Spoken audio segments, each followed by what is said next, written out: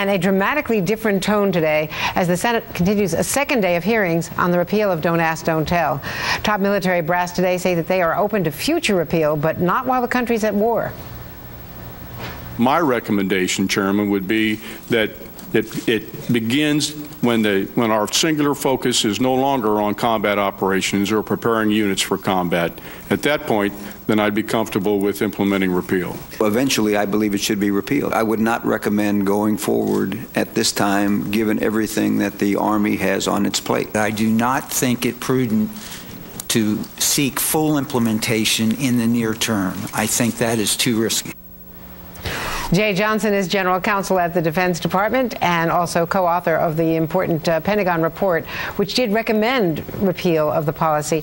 Thanks so much for joining us, Jeh. Great to see you. Let's talk about the testimony today, because you had the heads of the service united against the policy and the recommendation of the report, or the recommendation of the Secretary of Defense and the Chairman of the Joint Chiefs. How do you square that circle?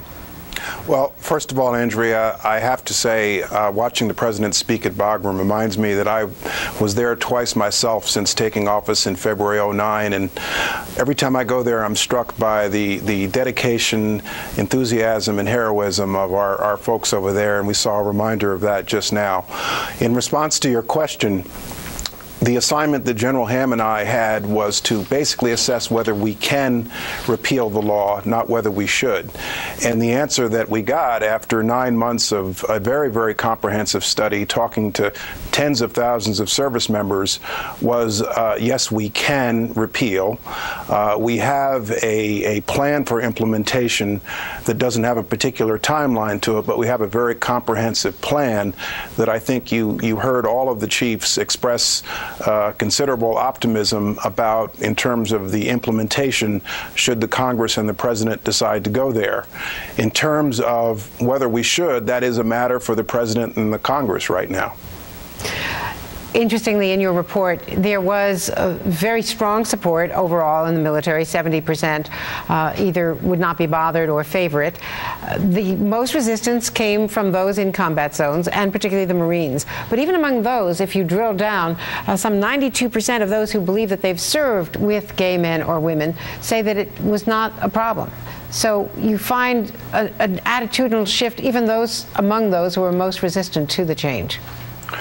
Yes, Andrea, that is true. We found that overall in the U.S. military, 92% of those who have had the actual experience of serving in a unit with someone they believe to be gay or lesbian rated the unit's abilities to perform as good or very good or neither good nor poor. That is an overwhelming number. And then, even though the predictions about repeal in warfighting units, the predictions for negative effects in warfighting units is higher, when you actually drill down and you look at the actual experience of people in warfighting units when they serve with somebody they believe to be gay or lesbian, the numbers are almost as high as that 92% number.